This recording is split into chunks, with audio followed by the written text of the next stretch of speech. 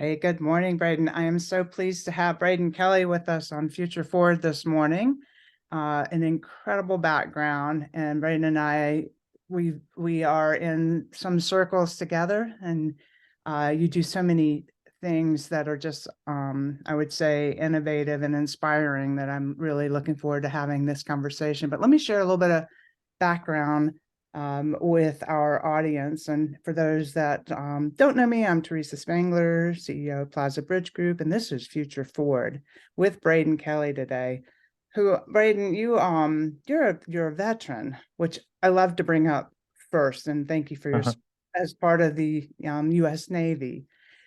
And your path, though, took so many different directions. So I'm really interested in how it did, because at this point, you are focused on innovation, digital transformation, design research, design strategy, organizational change, and just so many other things. You have books, Charting Change, and Stoking Your Innovation Bonfire, which I love, which was you created the human-centered change methodology. All of these things are driven somewhere from you. You have been published in about every major magazine and news forum, from Wired to CIO magazine. So if we can maybe share a little bit about how you go from the US Navy into this pathway to innovation and all the things that you're doing today. Yeah, wow. I mean, it has been definitely a long and winding road and definitely an unusual journey. Definitely not something that I would have imagined when I was a teen back in the day. But what I would say is that my journey has been a collection of moments of recognizing opportunity. And so I've learned a lot along the way, and I've done my best to recognize opportunity when it was standing in front of me with a Louisville Slugger, and tried not to walk past it. And so at its core, it's always had trying to help people and to try to find those human elements that matter and to make things better. Making things better has always been a key golden thread throughout all of the different things that I've done. And definitely writing a book is a large endeavor, and it has to come from an inspiration that causes you to be willing to do all of the work and to have the story come out. Yeah. And and so the key has just always been recognizing opportunity. And whether it's been, I had the opportunity to build semantics first, web-based technical support and customer service Oh, interesting. Okay. capabilities. Yeah. And that was, from nothing. I had to go down to Barnes and Noble, when we still had bookstores, and buy books that were, literally uh, dangerous weapons, and try to learn from scratch how to have the skills to do that. And the way that we did it was, very much human-centered design type principles from the very beginning, before, design thinking was really a thing. And it was just what made sense, is that, hey, maybe you should actually go to talk to a bunch of people and try to understand how they might use this new thing, and what would make it most useful, and what organization of the information might be the most intuitive. And so that's just always been kind of the way that I've worked, is to try to listen and understand before building anything, and to iterate.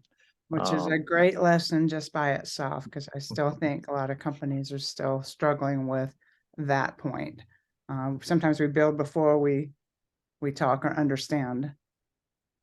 Yes, and sometimes we forget about the customer. I had a really bad customer experience yesterday, and it was for a company that I used to work for, which was really saddening, to see the customer experience actually get worse, because I spend a lot of my days trying to help companies make their customer and employee experiences better. So to see a company consciously choose to make the customer experience worse was a bit maddening. That is maddening. Well, let me ask you a question, because I think this is very key. You say recognizing opportunities, which I completely understand. I believe there's a lot of people that sometimes don't actually see the opportunities that are in front of them. And I don't want to say that's a closed mindset, but how do you open yourself up to recognizing these opportunities? And sometimes people kind of struggle to see that that's an opportunity for them and how to grab it. Do you know what I mean? Yes, yes, and I think that a lot of opportunities start with a question, Mm-hmm. and it's usually a question asking for help. And I think oftentimes how people miss opportunity is they assume that that question is not for them, or that they're the person that Good is not the point. one that can help. Yeah. Um, and so, when I was at Semantic and I heard that question of, hey, this internet thing is actually looking like it's going to take off. Maybe we should have a presence there. Maybe we shouldn't just provide phone and technical support and customer service and support via the bulletin boards and America Online and CompuServe. Maybe we should actually have a web presence. I could have very easily said, oh well, I don't know how to do that. And Yeah. and so it was recognize it was hearing the need, Yeah. and then opening myself up to the possibility that even though I didn't have this knowledge, skills, and capabilities at that second, that maybe it might be possible to go get them. Yeah. Um, or if you don't think about it from an egocentric perspective, maybe there's other people that I could go pull in to make this possible.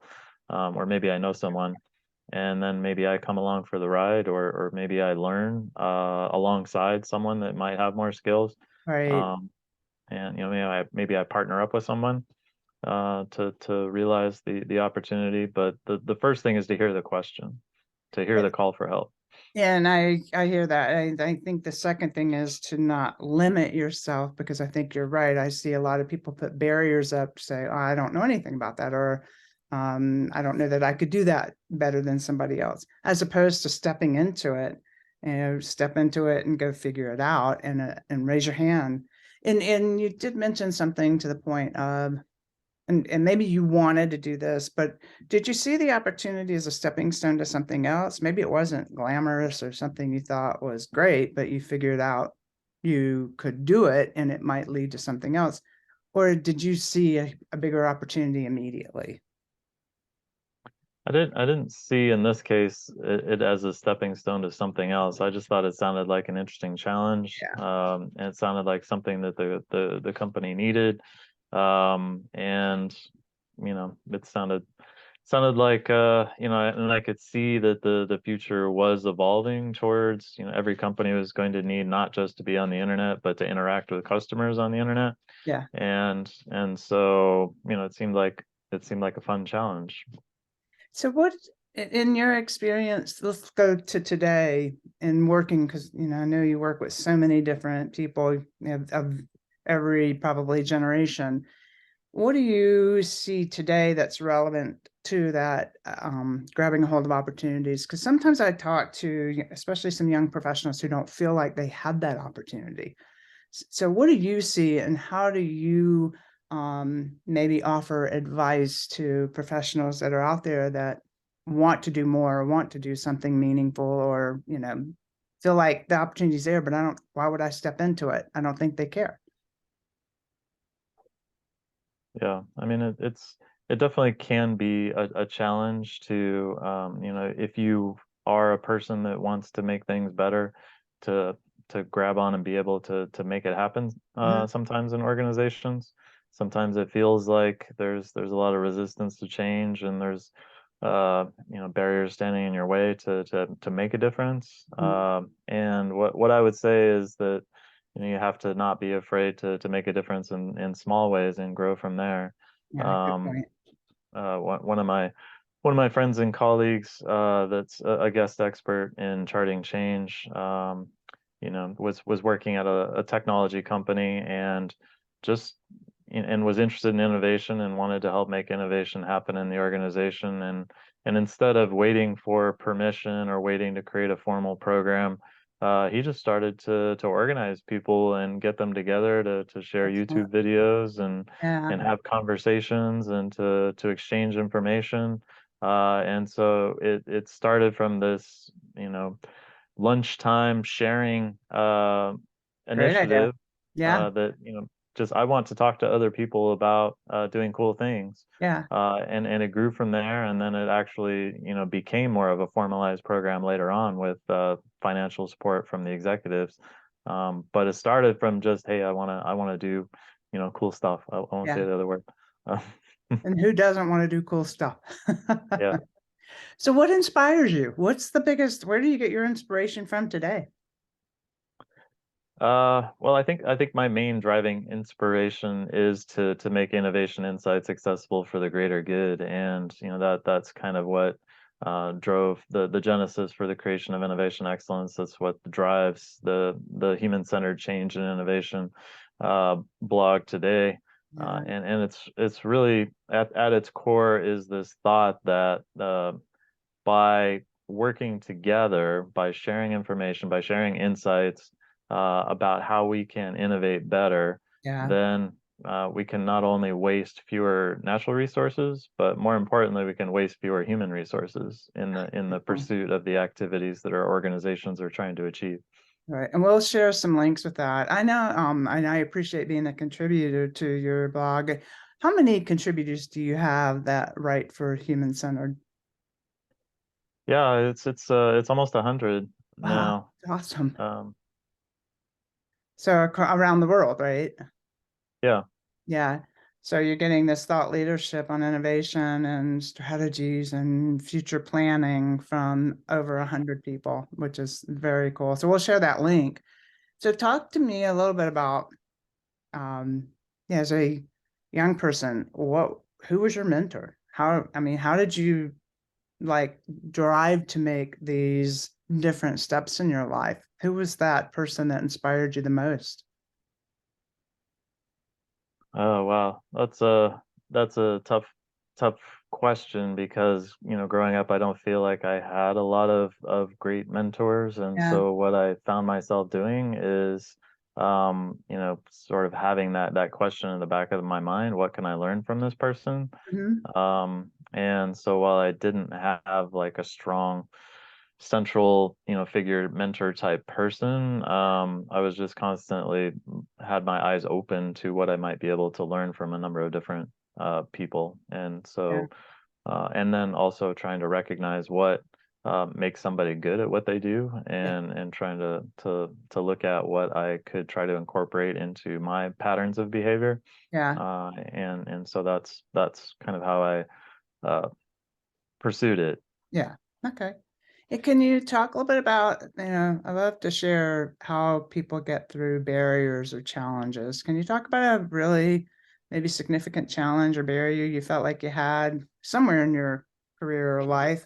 And what advice do you give people now that um, what would maybe how you would have done it differently, or how did you tackle it? Yeah.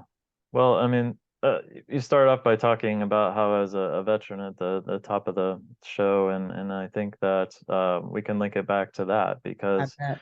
as I was coming out of high school, there was no money to pay for college, but I felt like I wanted to continue. I had gone through my ups and downs in high school and started out really poorly in high school, was going through some things individually, but by the end, I'd turned things around, um, and so I didn't have the grades to get a bunch of scholarships or anything like that because of a poor start. But I knew I wanted to continue, and so I was looking at my options, and so I looked at military service as one of those ways that I might be able to pay for college, Mhm. and so and I looked at ROTC or the academies or going enlisted, and ultimately I chose to go enlisted because it gave me more flexibility. I found a program that was 2 years of active duty with 4 years of reserves, and so I decided, and that way I knew that I could choose where I wanted to go to school, because with ROTC potentially they could tell you where to go to school and what to study, Mhm. and so I chose that route and had the opportunity to travel the world and to have a number of amazing experiences, but also to have my life on the line at times. Yeah, I bet. and even during peacetime, I think that's one people don't realize is that just military service, when you're dealing with munitions and firefighting and a number of different things, these things are dangerous even during peacetime. And so that barrier of, I don't know how I'm going to go to college and pay for college, the way that I tried to overcome it was, looking for alternative ways of paying for it. And what I would say is, when you're facing a barrier, is there's three things that you, or four things that you can do with a barrier. You can go over it, you can go under it, you can go around it, or you can go through it. And the fourth one is usually the hardest. A lot of times, though, that's how people try to approach it. Yeah. And you have to be willing sometimes to take a step back, to take two steps forward. Yeah. And so that's what I would say is, when you're looking at a barrier, think about what you're lacking in order to go over it, what you're lacking to potentially push through it. Yeah. What you're lacking to make it disappear, or make it irrelevant by going in a different direction, and then figure out what you need to go get to make that happen. And it could be a tool, it could be a skill, it could be knowledge, it could be a partner. There's a number of different things that can help you get past that barrier, and the key is to not just ask how you can overcome it, but what are the number of different ways that it might be overcome. Good point. And because there's probably an approach that works for you. Mhm. A different approach might work for someone else, but asking yourself the right questions, and not looking at it in just one way. And I'm also hearing, and I know that because you and I are in a number of different advisory boards together, but the surrounding yourself with good people. You have built your own networks of really strong thought leaders. What do you tell people about how important those networks are, and what led you to doing that in the first place? Well, it was that passion for trying to share insights, and to learn from other people. Yeah, And so it wasn't to get things from other people. It was to work with other people to help do something positive. yeah, And so that's the first thing that I would say when start talking about the area of networking, is don't think about what you can get out of it, but think about what kinds of interesting conversations could be had where both sides are gaining value from it. yeah, And then also, think about it the other way of, what do I have to give to other people? Um, and also build your network from that standpoint too. So yeah, I think oftentimes, people say, oh, you got to network so you can get ahead. And it shouldn't really be about that. It should be about, creating connections for interesting conversations. And then out of those conversations, things might happen that benefit you, but you're not going into it looking to get something. right, right. So maybe you could share like one of the most exciting projects or opportunities that you've taken on that you just thought was like the best thing you could have ever done. Is there one or two that you could talk about? Wow. Wow, that's a big question. I know. I like big questions. Yeah, I mean, it might be something that I'm working on now that isn't fully launched yet, and that's this set of future hacking tools. Hmm. And so, for me, I want to help people get to the future first, and for me, this idea of futurology, or this area of futures research, are very difficult and challenging for people, and everybody's trying to figure out what's next. And I had an interesting thought this morning, actually, around imagination. Hmm. And it was the idea that if you look at that word imagination, and actually one of the contributing authors to the blog, Janet Cernak, she actually calls her company Image Nation. And so if you look at imagination, you break it up into those two words, image and nation, then you're looking at world building. And so if you think about it, what we're doing with our imagination is we're world building.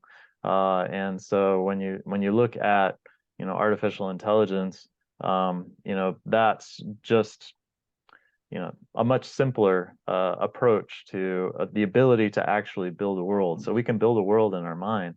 And so that can be incredibly powerful for helping people figure out what's next. But people need guidance. We don't actually teach people how to imagine better. Right, We right. teach people facts and figures, and we try to make sure that they can remember them, at least for a short amount of time. I bet nobody can tell me what day of the month that the Battle of Gettysburg was on, or very few people. Um, but at some point that was incredibly important in our schooling, and uh, so helping people imagine, Yeah, helping people try to figure out what the future might look like yeah, is not only an important skill and capability to help people build, and that's what the tools are all about. I just need to launch them. They've been built. yeah, Um, but it's also incredibly important for our world. So I mean, there's a lot of things that we're currently doing that are incredibly bad for people. Things that seem like a great idea from a technology perspective that are turning out to not be so great. So if you look at, companies like Uber and Airbnb, at first they sounded amazing, but what really was happening was that a company was able to speed ahead of regulation yeah, and to gather more of the value for themselves than for the ecosystem that they created. And so we're starting to see backlash against that. And so we're seeing, fights back against Uber and fights against Airbnb. And, ultimately, when the regulation catches up, then there won't potentially be that much different than the taxi or the hotel system, because Airbnb is really hurting yeah, communities in the ability of housing affordability and also community. And then, a lot of externalities are piled onto the Uber drivers yeah, and the Lyft drivers. And people are starting and DoorDash drivers. And so people are starting to wake up to some of the things that some of the money in the short term might have looked good, but the depreciation and wear and tear on the vehicle yeah, may not have been, accurately captured, or people may not accurately planned for it. yeah. Um, and That's the and I write about this a lot, putting the human as an afterthought as opposed to a forethought, putting privacy and security as an afterthought as opposed to a forethought, and in the planning and development of these things, because we're so needy to get it out there so that we can make revenue and give our investors their return on their money. And it just sometimes shoots us in the foot. It's not necessarily always good for humanity if we aren't thinking about that. right, I'm pleased that you're bringing that up. I also wanted to go back to imagination just a minute ago. I think that was the last article. One of the articles that I last submitted for your blog was the 8 levels of different imagination and how to use AI to elevate your own imagination. Because I think there's a fear, which understandably, AI is going to take over, what humans can do.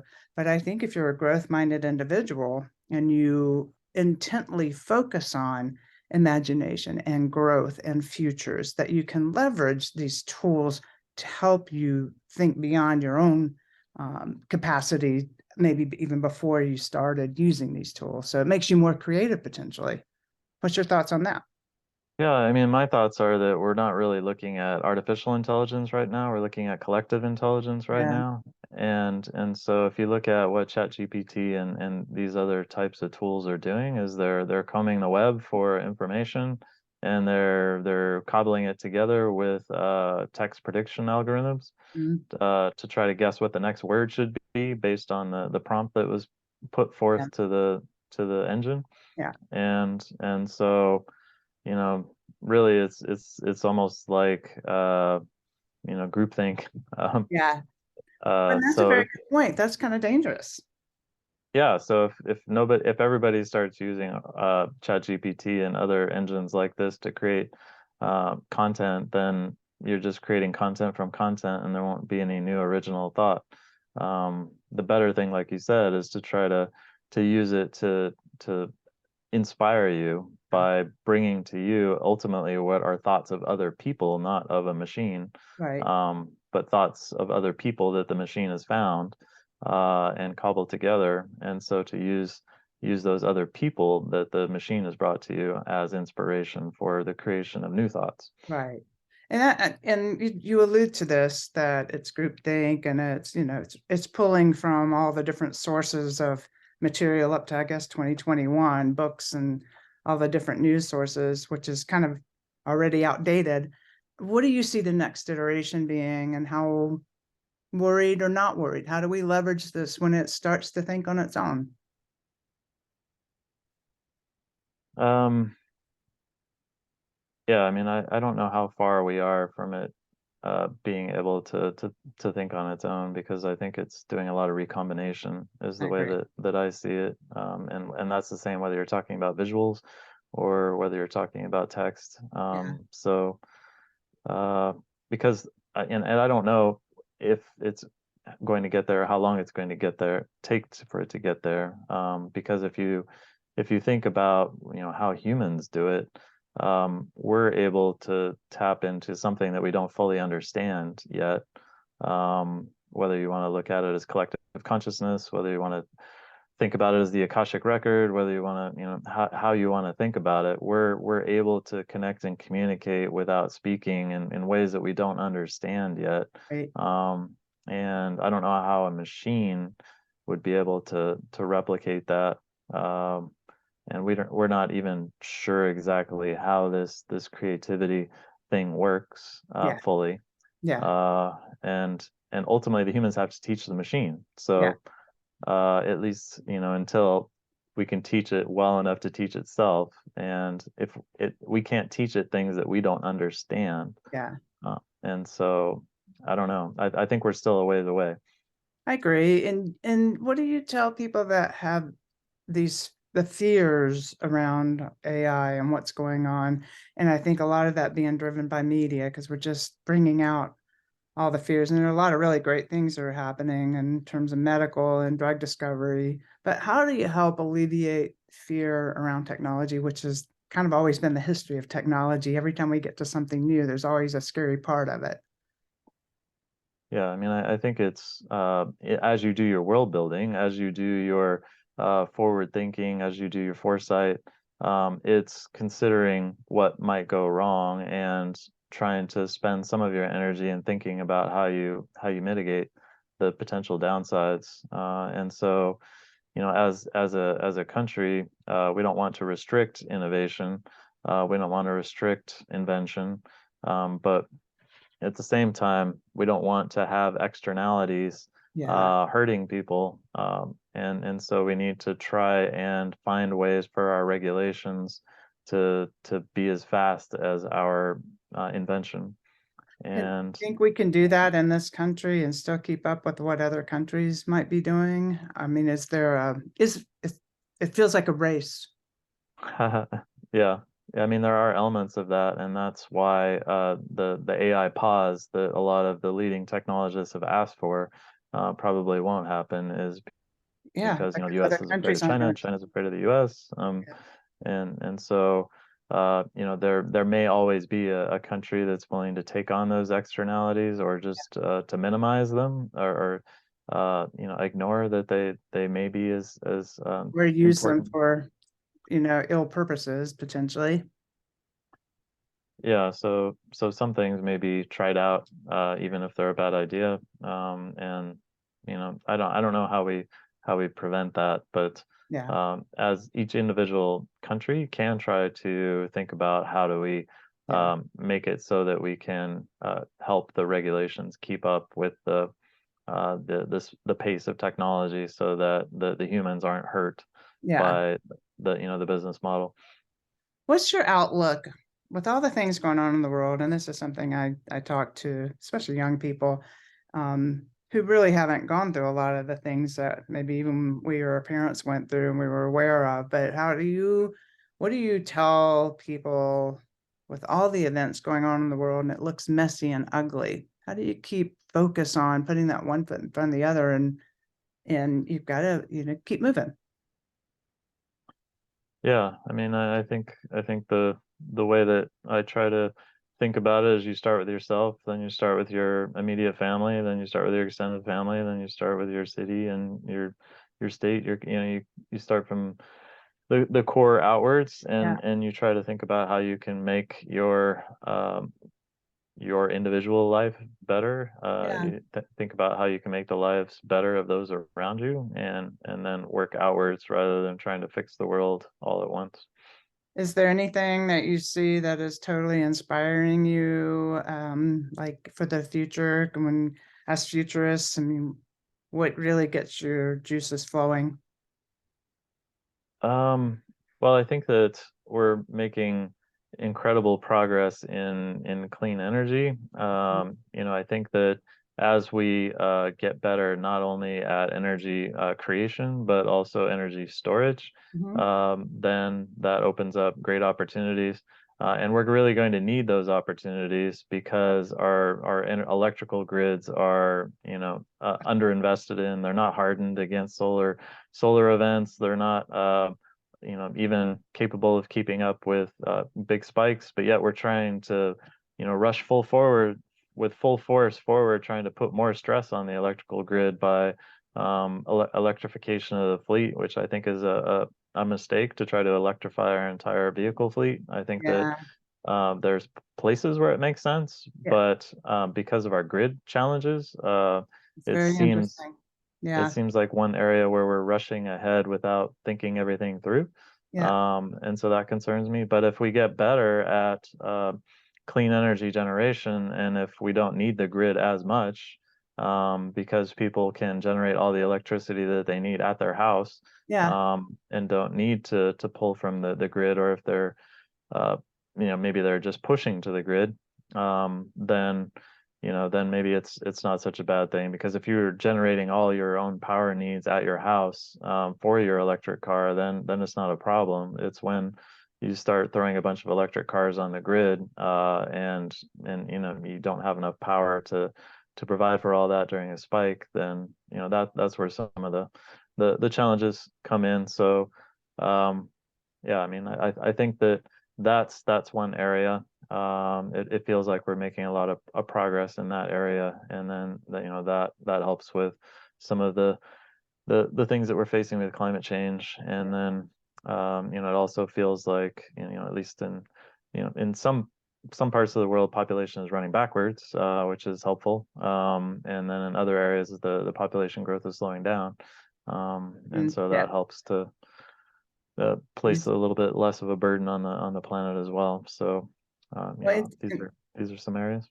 I mean, it feels like a race to get there because we're still, even though things feel like they're moving faster, do you feel like they're moving fast enough? And, you know, what things could the individual homeowner actually do today? Are you familiar with some of the geothermal like heat pumps and things that consumers could do today to kind of help that move along faster? I'm not as well versed. I just know that we are advancing our solar and Or our yeah, wind, even micro wind, and some of these other clean technologies yeah, to make them more efficient in the generation. And then I know that people are investing a huge amount of resources in improved storage technologies for electricity. And when you put those two things together, more yeah, efficient generation and more efficient storage, yeah, then that, in much the same way that we had the megahertz and megabytes yeah, race back in the 90s and 2000s, or things were happening really fast, that if and now nobody really even thinks about it because the progress seems slow. yeah, So if we're at that steep part of the curve, as we get to that flat part, the flat part should be where we're almost everybody is energy neutral at their house. yeah, That is cheap, it's easy to generate all your power at your house for everything you have, including electric vehicle. And so that's the way that I see things happening. So what do you see and kind of coming down to the last couple of questions, what do you see the biggest challenges that CEOs feel like they're facing today, which I can imagine feel insurmountable? And then how do you help them keep innovation in the forefront? Yeah, I mean that's a big question. I think that the biggest challenges that CEOs face now are the stock market and having to deliver this quarter. Yeah, And that is at juxtaposition with the desire to create innovation, because innovation absolutely. takes time. Yeah. And if And you look money at, sometimes. yeah, and money, and so you have to invest and you have to be patient and you have to understand where you are in the cycle of the idea, because innovation does take time. It takes from 20 to 50 years in most cases, and that can sound really scary to people, but it depends on where you are on the curve. Sure. If you look at Gorilla Glass, you're looking at 50 years from initial invention to wide adoption. But most other technologies like the VCR and MP3 players and things like that, it took 20 years from Good first point, because invention. AI's been around for how long? I mean, Yeah, exactly. AI is another thing. Electric vehicles is another thing. yeah, Electric vehicles aren't a new thing. Actually, electric vehicles are more than 100 years old. yeah, And so it takes time, and the biggest thing that CEOs need to do is to make the right investments in terms of from a timing perspective, yeah, and try to avoid going big at the wrong time. yeah, I think that's where a lot of people get disenchanted with innovation, is that they go big at the wrong time. yeah, And so you spend all these resources and you don't get the financial return.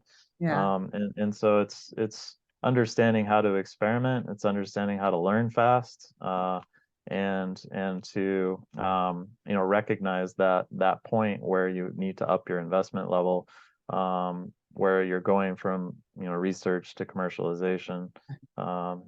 It's People tend to get those things wrong more than actually. It's not wrong to invest in innovation. It usually, where people go wrong in innovation is going big at the wrong time. and I go back to things that we've learned is just the prioritization. And when markets shift, you have to reprioritize where the pipeline of innovations might sit today versus where they were when the market was really strong. So it's not to disband it all. It's like, all right, relook at your pipeline and let's figure out what might have short-term viability or less costly, but still could provide that customer experience or customer excitement, something. So I agree with you there. Well, I guess final thoughts. What would you like to leave the Future Forward audience with? Uplifting thought for the day.